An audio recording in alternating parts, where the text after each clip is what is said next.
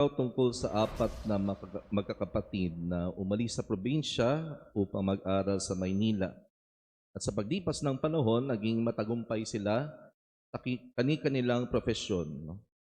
Isang doktor, isang sales representative, isang abogado, at isang insurance salesman. Isang araw, nagkaroon sila ng pagkakataong magsama-sama sa hapunan at napag-usapan nila ang kanilang mga regalo sa kanilang nanay, na naiwan sa probinsya. Sabi ng panganay, ako, pinatayuan ko si mama ng napakalaking bahay. Sabi ng ikalawa, ako naman, I had a 1.5 million theater built inside that house. Sabi naman ng ikatlo, ako, binilhan ko siya ng limousine para sa kanyang pag-grocery. Ang grocery lang, limousine pa. At sabi ng bunso, ako, parot ang ibinigay ko kay mama. Mahilig siyang magbasa ng Biblia, di ba? Kaya lang, mahina na ang kanyang mata. Kaya ang parot na ito, tinuruan ng 20 pari sa loob ng 12 taon. Kaya nitong i-recite ang buong Biblia. Galing ng parot. Ngayon, bilang kapalit, I had to pledge or contribute to that church ng 100,000 pesos kada taon sa loob ng 20 years. Pero worth it naman kasi kailangan lang banggitin ni mama ang chapter at verse and the parrot will recite it. Makalipas ang ilang linggo, nakatanggap sila ng thank you notes mula sa kanilang ina. Sa una, ang pangalan Milton, sabi, Milton, napakalaki ng bahay na ipinagawa mo. Sa totoo lang, 1 kwarto lang ang ginagamit ko. Pero salamat pa rin. Sa ikalawa, Marvin, napakamahal naman ng cheddar, pero patay na ang lahat ng kaibigan ko. Mahina na ang pandinig ko at halos bulag na ako. Hindi ko rin magamit, pero salamat sa effort. Kung sa ikatlo, Michael, hindi ko nagagamit ang limousine. Matanda na ako at bihira nang lumabas. Pa-deliver na lang lahat ang groceries ko. Pero salamat sa intensyon. At sa ikaapat, Dearest Melvin, siya lang ang may dearest, pansin nyo ba? Dearest Melvin, ikaw lang sa magkakapatid ang nagbigay ng talagang napakinabangan ko. Salamat. Napakasarap ng manok. Sa labo ng mata ng nanay, inakala niya chicken yung parrot, kaya pinried chicken niya yung parrot. Imagine ang mahal-mahal ng parrot, pinried chicken lang. Ngayon, anong kaugnayan nito sa ating ebanghelyo at sa panahong ito ng Kwaresma? Well, muna, kung mapapansin natin, taon-taon sa unang linggo ng Kwaresma, ang ebanghelyo ay laging tungkol sa panunukso ng demonyo kay Jesus. Hindi ito nagbabago sapagkat ang tukso ay hindi nawawala sa ating buhay. Lalo na kapag nagsisimula tayong magbago, pumapalapit sa Diyos. Mas malapit din ang tukso. Sa ating paglalakbay sa Kwaresma, habang tayo inaaniyahang magsisi, magbalik loob sa Diyos at talikuran ng kasalanan, darating talaga ang tukso. At maaaring sabihin sa atin, huwag mo nang ituloy yan. Tama na yan. Nagpapakahirap ka pa dyan. Wala namang mabuting may dudulot yan sa iyo. Sayang lang ang effort mo. Discouragement. Kaya napakahalaga na sa simula pa lang ng Kwaresma, linawin natin kung anong tukso at paano ito gumagana, tumatakbo sa ating buhay. At kaugnay ng tukso o temptation, kaya ko ibinahagi ang kwentong iyon ay dahil sa akin pong pagninilay, giving in or overcoming temptation has something to do with the way we see our gifts from God. Ulitin ko, giving in or overcoming temptation has something to do with the way we see our gifts from God. O ang pagbibigay daan o ang paglaban sa tukso ay may kinalaman sa paraan ng ating pagtingin at pag-unawa sa mga kaloob ng Diyos sa atin. Tulad ng nanay sa kwento, ng iba ang pagtingin at pagkaunawa sa bigay sa kanya. Kaya yung parot na sana'y tutulong sa kanya upang parang nakapagbabasa pa rin siya ng Biblia, ay inakala niyang manok. Kaya pinirito niya ito. At kung tutusin, ganito rin tayo minsan. Ganito rin tayo minsan. Ibinibigay ng Diyos ang kanyang mga kaloob para sa isang malinaw na layunin. No? Ibinibigay ng Diyos ang kanyang kaloob sa malinaw na layunin for a very clear purpose. Pero iba ang tingin natin, iba ang gamit natin. At minsan, inaangkin natin na parang sa atin galing. Iniisip natin, sa akin ito, kaya gagawin ko ang gusto ko dito. Pinaghirapan ko ito, bakit pa ako magpapasalamat? Kulang pa to, kaya kukuha pa ako. At dyan pumapasok na ang tukso. Maring sabihin ng demonyo o diablo, sa'yo naman yan eh. Just do it. Ikaw ang may gawa niyan. Bakit ka pa magpapasalamat at sa paraan o sa pamamagitan ng pagsisimba? Hindi pa sapat yan. Dagdagan mo pa.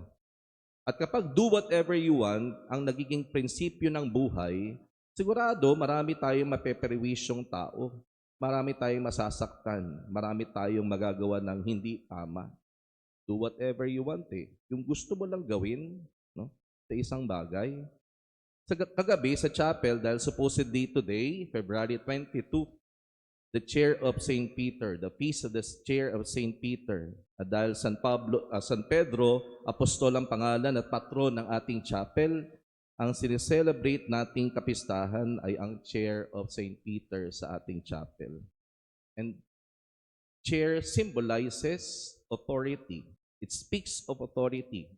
Kaya sa humilya ko po kagabi, iniugnay ko sa tukso ang authority. O iniugnay ko ang authority sa tukso. No? Pero kaugnay ng punto natin ngayon, kasi iba din ang pagtingin natin sa authority na hindi ito para mang-utos lang, kundi para maglingkod. Kapag inangkin ito, kaya sila lang ang dapat nasa pwesto, ayaw bitawan, no?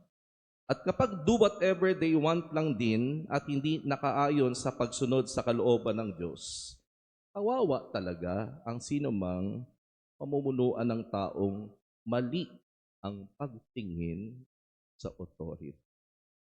But let me share to you ang isang portion ng humilya ko kagabi. No? Dahil inignay ko po sa 3 temptation ng Diablo kay Jesus nga yung authority.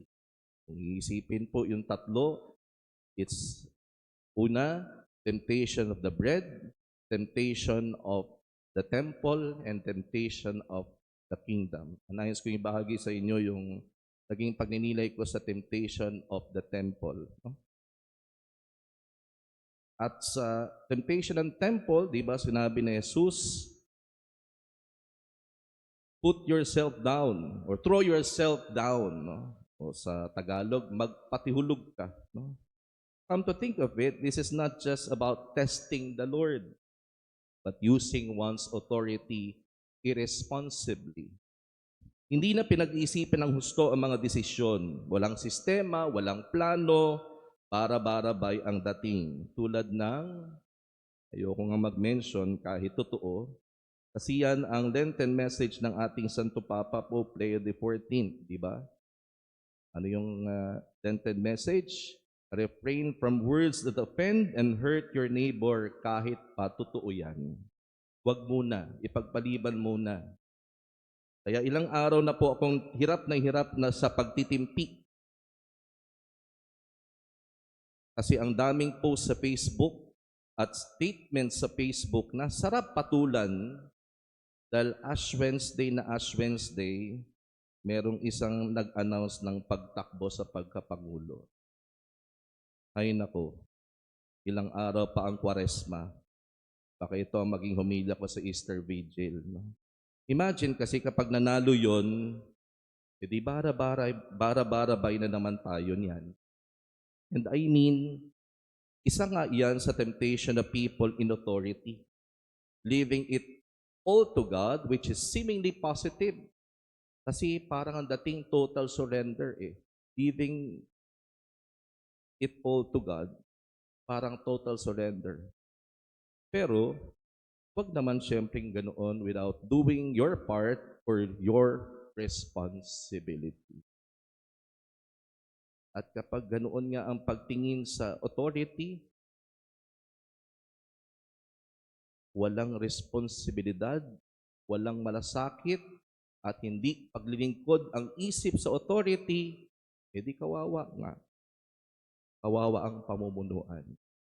At isa pang paraan para makita natin na it really depends on how we see God's gifts to us ay sa pamamagitan ng pagkukumpara sa panunokso ng Diablo kay Eva at Adan at sa panunokso ng Diablo kay Jesus. No? Sa ating unang pagbasa, natungin natin si Eva at Adan nasa paraiso, simbolo ng kasaganahan, sagana sa lahat. Ngunit, natukso pa rin. Si Jesus, nasa disyerto, simbolo ng kakulangan o kawalan, ngunit hindi bumigay. Ibig sabihin, hindi ang dami o kakulangan ng meron ang dahilan ng tukso, kundi ang paraan ng ating pagtingin sa kung ano ang meron tayo. Or it really depends on how we see what we have, how we see God's gifts to us. Kaya sa panahon ito ng Kwaresma, ang panalangin natin sana ay ito, na matuto tayong makita ang tunay na halaga at layunin ng mga kaloob ng Diyos, hindi bilang pagmamay-ari, kundi bilang biyaya. Hindi bilang kulang, kundi sapat. Hindi bilang dahilan na tukso, kundi sandata laban dito.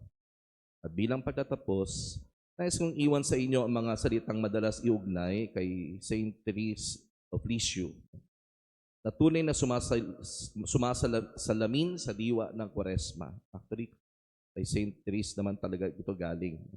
Ang sabi, let nothing disturb you or dismay you, for all things pass. God does not change. God loves and loves to the end. God alone suffices. God is all we need. At kung ito magiging pananaw natin na ang Diyos ay sapat, Diyos ang kailangan, at Diyos ang sentro, kahit ano pa ang gawin ng demonyo, hindi tayo basta-basta matutukso sapagkat para nga sa atin, God is all we need.